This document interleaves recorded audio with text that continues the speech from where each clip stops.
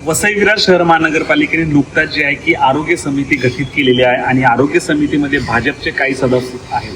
त्यातील एका सदस्यावर जे आहे काँग्रेसचा आक्षेप आहे. भाजपचे जे नगरसेवक आहेत गंगेश्वर श्रीवास्तव उर्फ संजू श्रीवास्तव यांची जी निवड झालेली यावर त्यांनी आक्षेप घेतलेला आहे. हा आक्षेप घेतला आहे काँग्रेसने.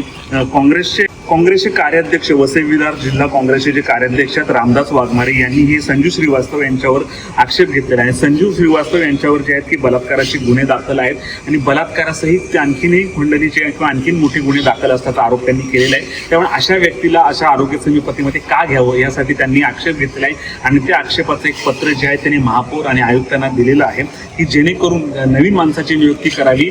अशा गुन्हेगारी पार्श्वभूमी असलेल्या माणसाला जे आहे की आरोग्य समितीवर घेऊ नये यावर त्यांनी आक्षेप घेतलेला आहे.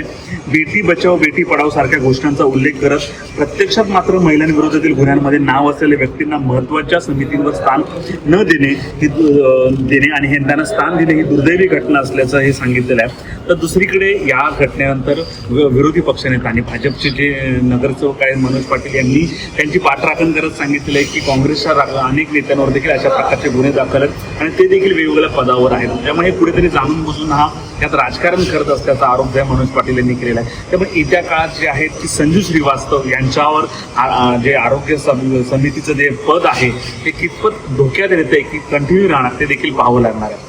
या त्यानंतर मनोज पाटील यांचं नेमकं म्हणणं काय आपण ऐकूयात आणि काँग्रेस ज्यांनी आरोप केलेला आहे कार्याध्यक्ष त्यांचं नेमकं काय म्हणणं पण ऐकूयात.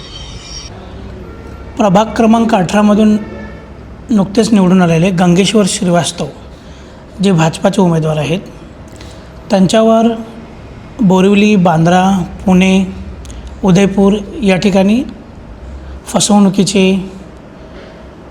इतर प्रकारचे गुन्हे दाखल आहेत. त्यापैकी माझा आक्षेप सामूहिक बलात्कार जो गुन्हा आहे त्या गुन्ह्यावर आक्षेप आहे. कारण की भाजपा आजकाल बेटी बचाव बेटी पढाव आणि महिला सशक्तीकरणाचे जे कथन करत आहे म्हणजे ह्यांच्या करणी आणि कथनीमध्ये किती अंतर आहे ते ह्याच्यामध्ये दिसून येते. आपलं वसई विरार महानगरपालिकेच्या आरोग्य समिती सदस्यपदी नेमणूक करण्यात आलेली आहे.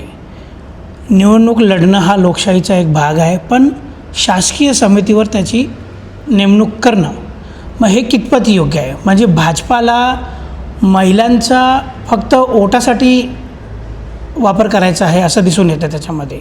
आमची मागणी आहे की गंगेश्वर श्रीवास्तव उर्फ संजू श्रीवास्तव यांची जी नेमणूक करण्यात आलेली आहे ती रद्द करण्यात यावी. त्या जागी दुसरा व्यक्ती देण्यात यावा, कोणी देण्यात यावा, जेणेकरून महिलांच्या प्रश्नाबाबत भाजपा जागरूक आहे हे दिसून येईल. काय म्हणाल तुम्ही लेटरमध्ये पण खरात सारखं म्हटलेलं भाजप आता जे पूर्ण महाराष्ट्रामध्ये कॅप्टन खरातचा प्रकरण चालू आहे.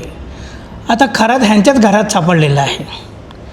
तर ह्याचा काय ते हे करतात निकाल लावतात ते पण आम्हाला बघायचं आहे. काय याच्याविषयी देखा कसं आहे, पहिला मुद्दा असा आहे की संजू श्रीवास्तववरती काही राजकीय किंवा त्यांच्या बिझनेसच्या याच्यामुळे त्यांना ट्रॅप करण्यासाठी किंवा त्यांच्या काय म्हणतात की त्यांची प्रतिमा मलिन करण्यासाठी काही गुन्हे दाखल केलेले आहेत. ते गुन्हे खरे आहेत खोटे आहेत हे अजून सिद्ध झालेलं नाही आहे. आणि मग जर गुन्हे दाखल केले म्हणून जर समजा एखाद्याला तुम्ही कुठलंच पद देणार नसाल तर काँग्रेसचे दोन्ही सर्वोच्च नेते सोनिया गांधी आणि राहुल गांधी बेलवरती फिरत आहेत. काँग्रेसला मुळात हा बोलण्याचा नैतिक अधिकार आहे का? त्यांनी त्यांच्या दोन्ही सर्वोच्च नेत्यांचा राजीनामा घ्यावा. आम्ही संजू श्रीवास्तवांचा राजीनामा घ्यायला तयार आहोत.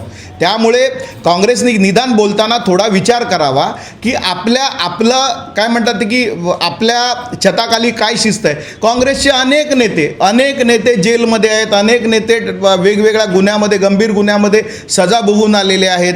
काँग्रेसच्या अलायन्सचे अनेक नेते काय म्हणतात ते की 5-5, 10-10 वर्षाच्या सजेखाली आहेत.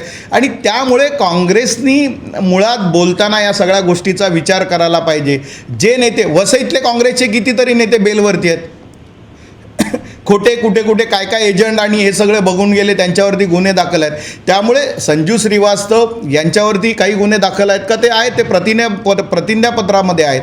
परंतु गुन्हे हेतुपुरस्पर पण दाखल केले जातात. आपलं राजकीय वैर असेल, बिझनेस वैर असेल तर समोरच्याला बदनाम करणं, समोरच्याला नामोहरम करण्यासाठी काही षडयंत्र रचून गुन्हे दाखल केले जातात. पण हां, जर ते कोर्टाने दोषी ठरवलं तर नक्की त्यांचा कायद्यामध्ये तशी तरतूद आहे. परंतु काँग्रेसने बोलताना 10 वेळा विचार करायला पाहिजे. त्यांचे दोन्ही सर्वोच्च नेते बेलवरती फिरत आहेत.